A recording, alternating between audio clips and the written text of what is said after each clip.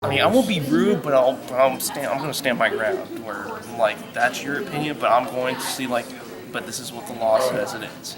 And technically, this whole campus-wide ban on guns is both in violation of the Second Amendment, Article 1, Section 2, and Article 1, Section 23 of the Texas Constitution.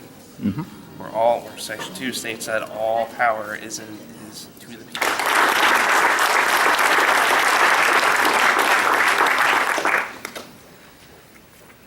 My name is Christopher Martin. I'm actually representing table number 13. We couldn't necessarily find an agreement on which option was the best.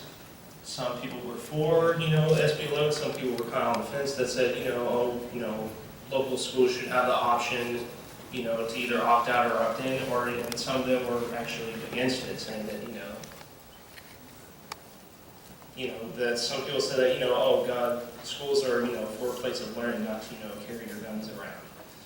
We also couldn't find an agreement on, how the Texas legislature should handle it. Once again, we were divided on that issue. Some people said, no, it's the legislative, it's only the legislature should have the power to regulate the wearing of arms. While some people said that, no, it should be up to the school boards, and some people even said that, well, it should be up to the students, themselves, because they're the ones that, we have to go here. We have to get ourselves educated. One thing we actually did agree upon was that self-preservation is key. There we go. Right. My name is Dakota Langford. I'm representing table 15. We weren't able to agree on what should be passed. The majority of us did want it passed in one shape or another, whether it be just a broad spectrum or let the campuses choose. One thing that we did agree on is that this issue is about safety. Bottom line, we want to feel safe, and how can we feel safer? So, in the event that it doesn't pass, we would like to ask, what's going to be done in order to help keep us, the students, safe, or safer. As far as what the legislation should do, we decided that really they need to have a easier way to access them and talk to our local representatives. There are a few websites, there are email addresses, but do they really read them? So I think in the end, what the legislation should do is they should seek out more opinions, and that the legislators themselves should actually read them and not rely on interns forwarding the messages. Thank you.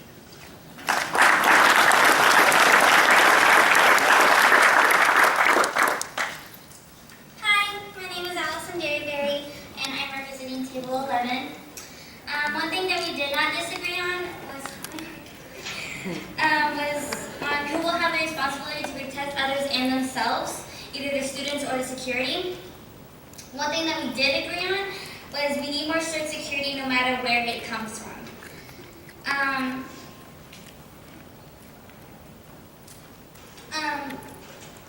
For the third point, we said if it passes, we need more strict regulations on who carries it. Thank you.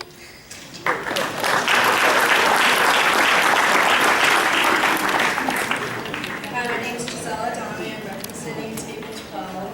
And first question, we put not being an advocate for option number 1.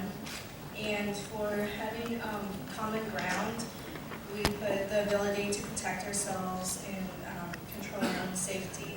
And then our table agreed on option 1 and option 3. For option 3, we put down that public and private schools, private schools should have the right to choose, and public should not have the right to choose.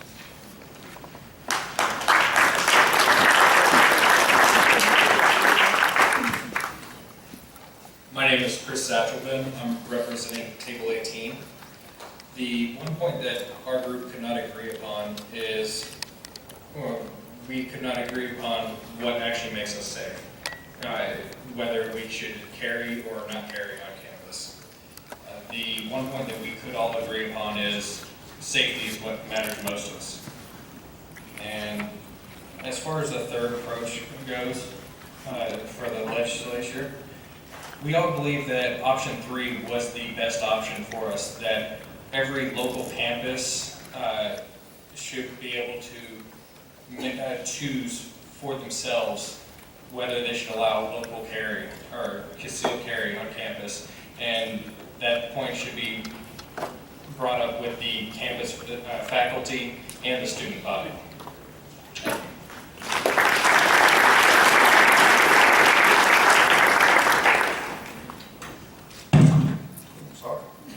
Scott Robertson, shout out table 16 over here. What we did not agree on was how to get, the method to get to the stance we want to take, I guess, is really what, is that what you would say? We had some good debate, it was nice. I personally got to see another side of it that I hadn't really thought of before, and that's, I guess, the purpose of this whole meeting. What we did agree upon is we want to have a safe and healthy learning environment, and I think that's probably what everybody in this room wants. And after a lot of debate, we decided that the legislators would take issue on number 3, option number 3, but that was, number 1 was a close runner-up at our table. That's it. Oh, one other thing. I did a paper, this is my last paper, my teacher over here, and I kind of took the subject, took this on an essay, and one of the things I suggested in my essay was ID badges with our photos on it. We wear them outside so we can see who's walking them down the hall, but they actually belong here or not. And we can use those as key cards to get inside the building. That would kind of keep people that are trying to do harm to us out of the building.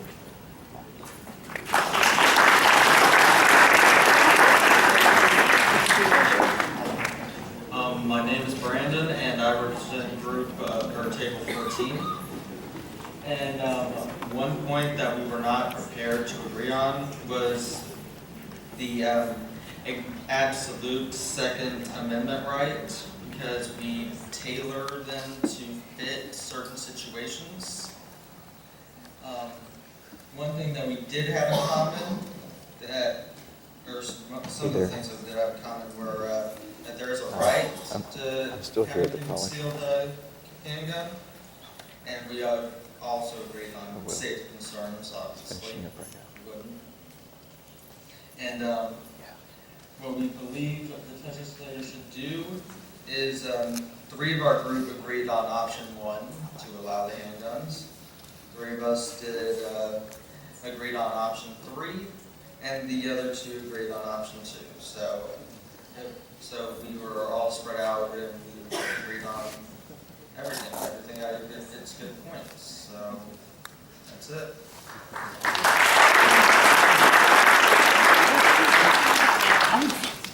My name is Mattis, and I'm from table 20, and we did not agree on the options, option 1, 2, or 3. Common grounds we had is not everybody is qualified to carry a concealed weapon, and even then, just because they have a CHL doesn't mean they should carry one.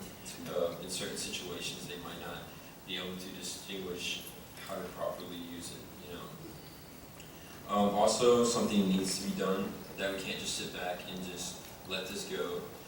So what actions we should take is look for other solutions, you know, just not sit back and let this go on. And also go to the police officers and ask what they think, you know, get their input, see if this stresses them out more, if other people actually have weapons. And that's what we basically talked about. Thank you.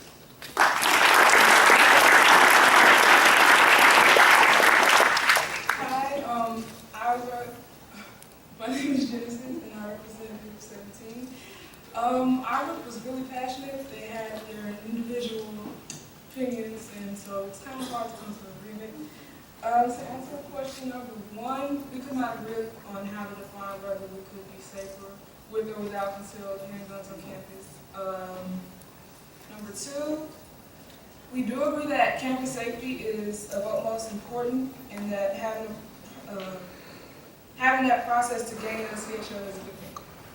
And we also took a vote on which options we agreed with the most, and 2 agreed with option 1, 2 agreed with option 2, and the rest of us agreed with option 3. So majority agreed upon option 3 to let the local level decide whether or not to allow it, and there was also a split vote as well, kind of for option 2. So it's pretty debatable.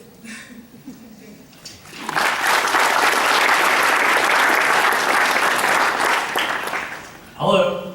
Hey, I'm a representative of Table 3, and just one thing we couldn't agree on is that guns are the only answer. One thing we did have in common though is we agreed that something should be done, something should be done to increase safety. Whether we talked about CCTV, which is closed circuit television, basically more security with cameras, increased cameras around the area. We also talked about increased police presence and what action we believe that Texas should take on this whole situation. We took the stance that this should be decided at a local level. And that's basically what we talked about.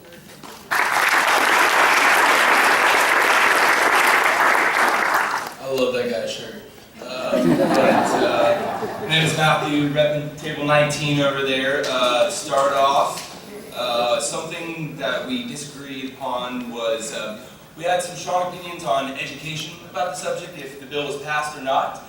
Some believed that we should start education early to kind of remove the taboo and the glorification of guns so that people would feel more comfortable with it. Some people thought that it would be something mandatory in our schools. Some people disagreed and said that if someone wanted to, learn more about guns, we should have the ability there, but that it shouldn't be mandatory.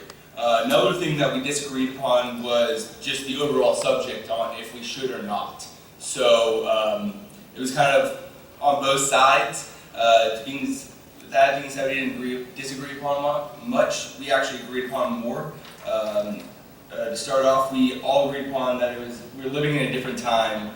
You have to lock your door, you always have to be safe. So awareness was something that we all thought that everybody in this room probably has and that we should all keep in mind. With that being said, we should focus on safety. If the bill was passed, we should have intensive screening, very intensive training. It would be a privilege, not a right. And one thing that we kind of brought up I thought was great was that it's not an individual thing, it's more of a collective group, so there should be a lot of checking, a lot of kind of making sure that everybody is on the same page in the group of people who are carrying guns, not just each person, but to have it as a kind of a union or a community of the people who hold guns on campus. So that being said, when we came to the topic of option 1, 2, or 3, well, we all disagreed upon option 3.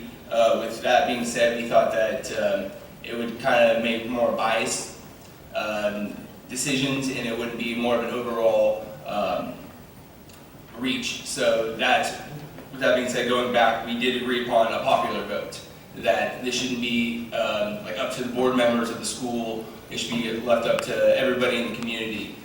So with just the vote of option 1 or 2, we had 5 for, 3 against, and 2 that were still undecided, with 1 being said it depended on what they ate that day. So we were kind of divided between the 2 options. I would say that we were leaning more towards 4, but there's always kind of giving back and forth. That's why deliberation is great.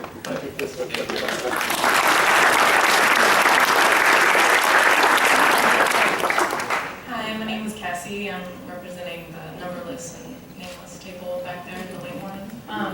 So one thing that we were not prepared to agree on was whether we felt safer as students knowing that there would be concealed handgun, they are able to have concealed handguns, student and faculty. We didn't know whether we felt safer having them there or not. Something that we did agree upon is that our policy as of now for getting a CHL is not strict enough, and we need to base it more upon your mental, emotional, and your physical ability levels, and I just don't think at the moment it tailors to, you know, those criteria as of now.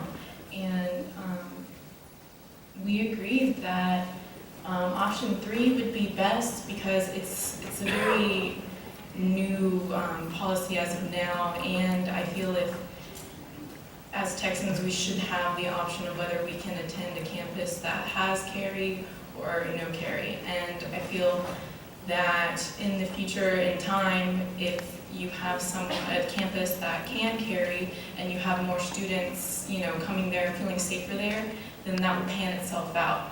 Also, you know, if you have students that don't feel safe, then if they're, you know,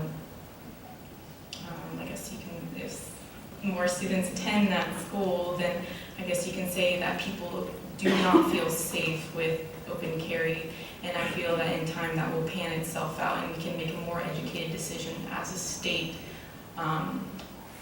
based on that option. So, thank you.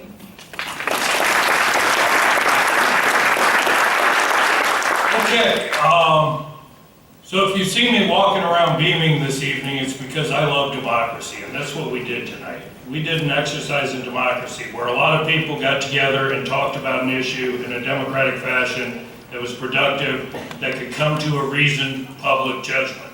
I've decided to add a little bit to the end of the program. I know we've been here a long time, but we have 7 elected officials with us this evening. One of the important things, I think, is for elected officials to listen to the people. It's not just at election time, but it's throughout the year.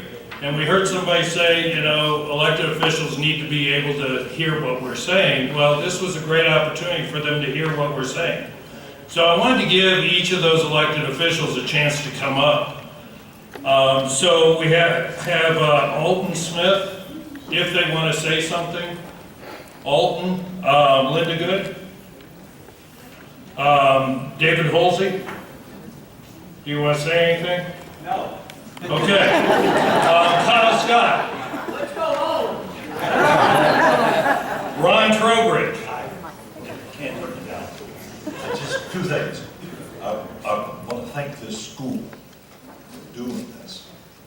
I wish every college in the state would do this. The second thing I want to do is to ask you right now, there are 6 board members here. I want to ask you to raise your hand so we can get some feeling for this. Now, don't worry about how you vote. There are no cameras here to record it. You'll still be able to stay at school. How many of you think that guns should not be permitted on campus? Raise your hand. How many of you think guns should be permitted on campus? It's a tie. How many of you think it should be a matter of local choice? How many of you think that? Finally, I am too old to die prematurely.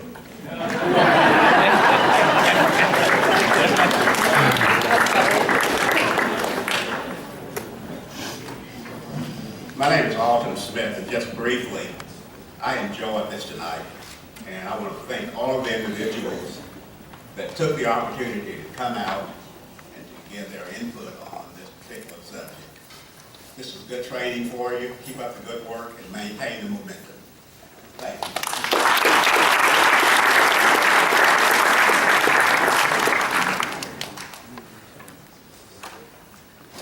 I changed my mind. There's something I would like to say.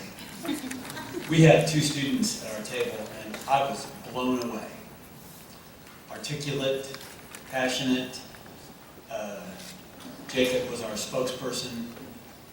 I had a lot of reservations going in. He did a masterful job. And I am so excited to have the job that I have. Not excited about the paycheck, but it's my way of paying back for my incredible life. And I want to acknowledge all the people that took the time to be here. It is not convenient, and but you know, freedom isn't. And so thank you all very much.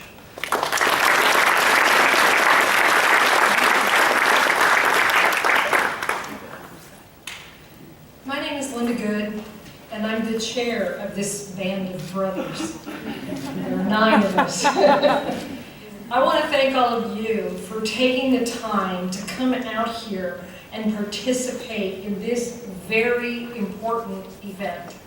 As we can see from the show of hands a minute ago, this is a very controversial issue. Opinions will become clearer if there's an incident either way.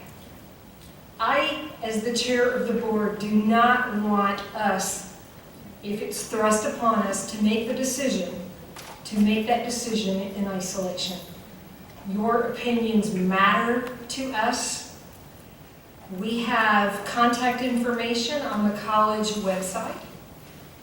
And if you send me an email, I will read it. Who wondered about that? I will read it, and I will even respond. Thank you so much for coming out.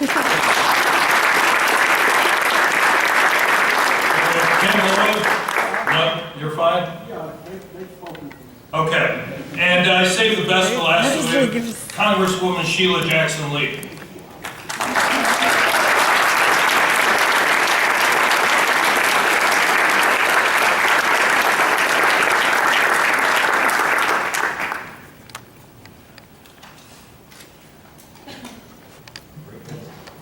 Thank you, Doctor. Thank you to all of the trustees who are here. I think it is magnificent. I might take a little issue of elected officials.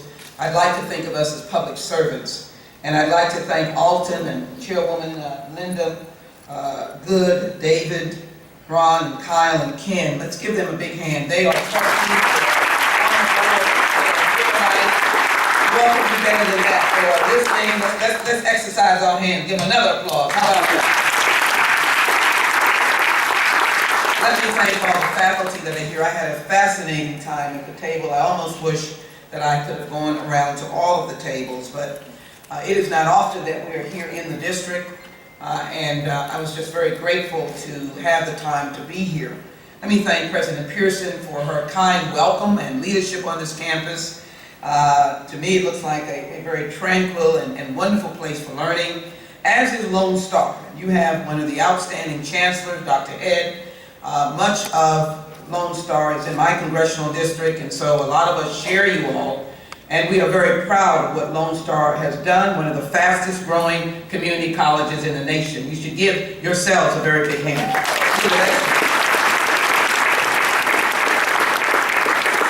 So allow me a few thoughts. I am not in the Texas legislature, so I come not without commentary on my colleagues, my brothers and sisters who are in the state legislature, and certainly they have debated both the open carry and the concealed weapons on campuses, I know. But I am the newly selected and elected ranking member of the House Judiciary Committee's Crime, Terrorism, Homeland Security, and Investigations Committee. I'm the first woman to ever serve on that committee since it was founded in 1813. And I take a special privilege to come and listen to all of you as we begin to look at issues impacting all of us. Obviously, you say crime, and there's no crime in this room, but it deals with all the issues of law enforcement. And so it is my responsibility to be assured of the practices and the work of law enforcement and the safety and security of law enforcement. And so I raise a number of issues on this very important discussion. And I might say that I wish to again thank Dr. Tice for this civil engagement. This is, I'm going to bring you to the United States Congress and have to engage us.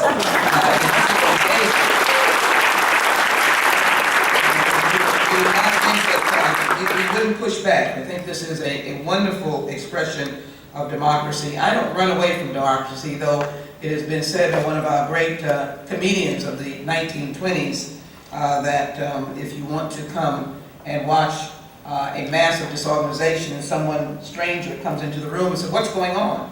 They say it's an exercise in democracy. It is not pretty. The founding fathers understood that, and one of our esteemed faculty members, I think, said he loved democracy, and one of my dear friends here who works in security had this because he is a firm believer in the Second Amendment, which is in the Bill of Rights, and he is right that we have these rights, but we have these rights in the climate of a new America, and there are many elements of this that we need to look at. So let me just offer to say to you, I'm going to leave with any of the professors who want to have my legislation, H.R. 47, which deals with gun storage and safety devices for all firearms, which if you take a recounting of the news stories of this area, you will find the numbers of 5-year-olds, 2-year-olds, 10-year-olds who shot their brothers, their sisters, their grandmothers, primarily because guns are in places where they are either not stored or without a safety device.